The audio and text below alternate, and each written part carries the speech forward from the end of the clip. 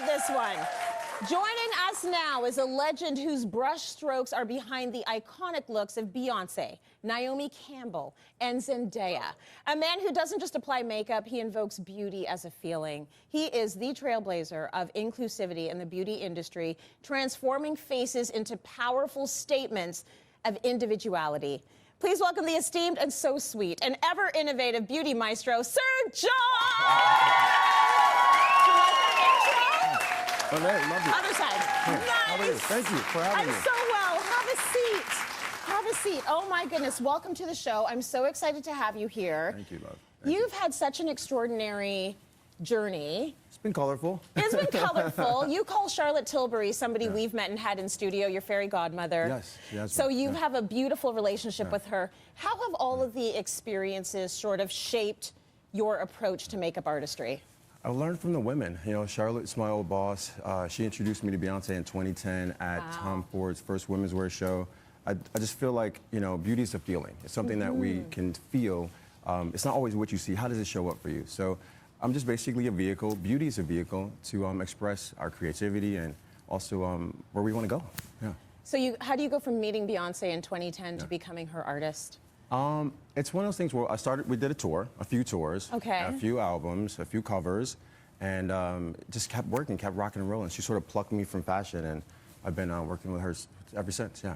You said something so interesting on Instagram, and you were talking about how you should never underestimate the value of being pleasant. Yes, nice. So nice. I understand why people would want to work with you without even seeing your skill. Like people want to be around your energy. When did you learn that lesson? Because there are so many people that are, you know, they're high functioning and high performing, but they're not lovely. Yeah, listen, so many people do you know really great hair. They're not lovely. So many people do great hair, do great makeup, but they're not a pleasure to be around. You want to be a destination of energy, you know? So it's kind of our inside job to make sure that we're like a safe space for talent, a safe space for environments, you know? So yeah. I like to see people who are doing it and doing it with integrity. So for me, it's always something that I'm going to ask about. Now let's talk about Beyoncé. So working with Beyoncé has really set a new bar in the industry. Tell us about the creative process behind crafting these iconic looks for a global superstar. Like, is there anything in you that's intimidated by this whole situation? No, not at all. You know, not at all. Every time you get a phone call, we're invited back. So you're not guaranteed a job. You know, we're invited back unless you're in contract or something like that. So what can I add to a project? You know, how much can I research or find references from art or things in history that will bring an extra spark to an already beautiful, magical place. Beautiful. Yeah. I said this in the intro, but inclusivity is really your thing, and like sort of pulling out the person's individuality, because every person is different and everyone adds something different to the process. Sure.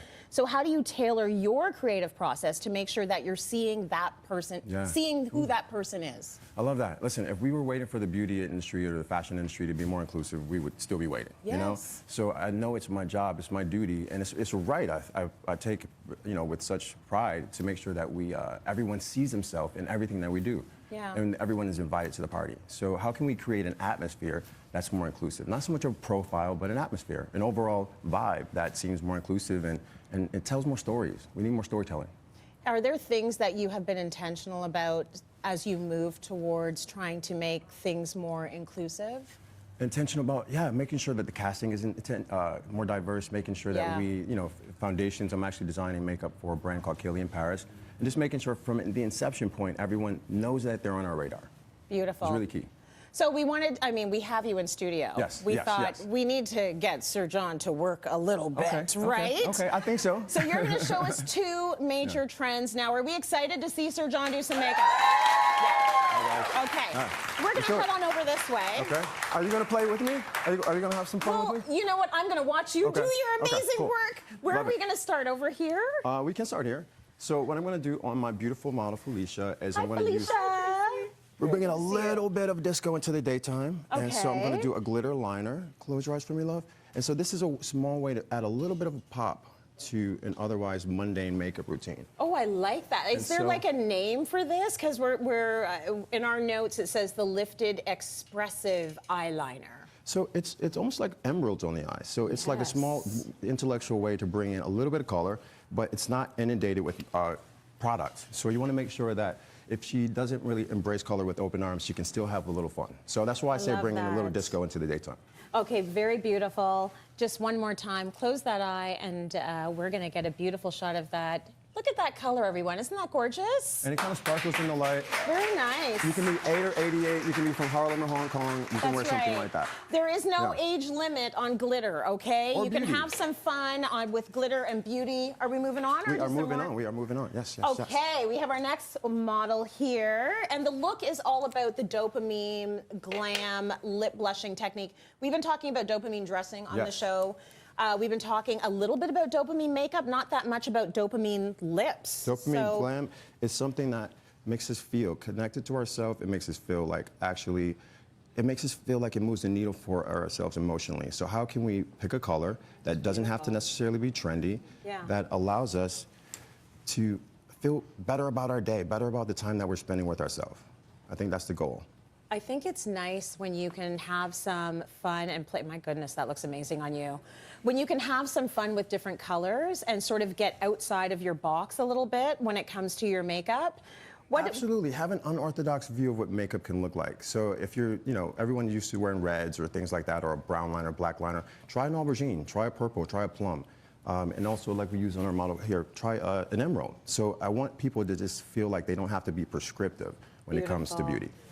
Okay, so the eye's looking stunning. I don't know how you blend that easily and that quickly to get that effect. It's incredible. It's almost like a liquid gel, a gel glitter. So it's easier. There's so many technological changes in makeup right now. So this is going to stay anchored to her eyes all day, almost like 24 hours, if you will. But we want you to wash your face tonight, though. We do, we do. You got to take it all off so you can reapply. Can we talk a little bit about the lip? So yeah, we have a red lip on Pilar, and so this is almost like a nice way to have a forever reoccurring beauty staple. It's holidays, so we want to bring back things that are classic, tried and true. So if you're trying something new, then try to bring back something old, something classic.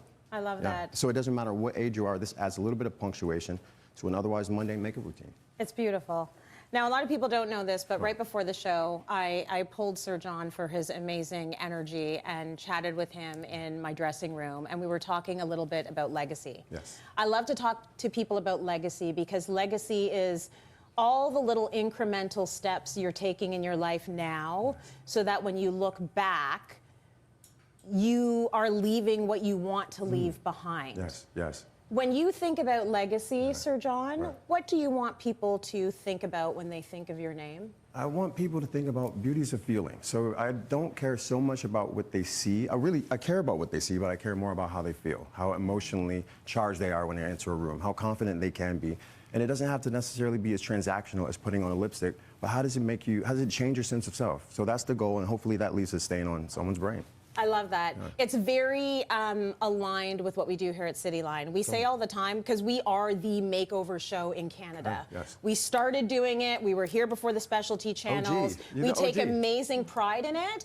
And it's not just the lipstick. Absolutely right. You know what I mean? It's coming in knowing you're a tired mom of 3 and getting that makeover and feeling like you have a piece of yourself back. Or you've met a new piece of yourself you didn't think existed anymore. Or reveal and uncover. So don't use makeup to cover up or conceal. How can we reveal pieces of ourselves? How can you actually make your anniversary who you are yesterday with something new?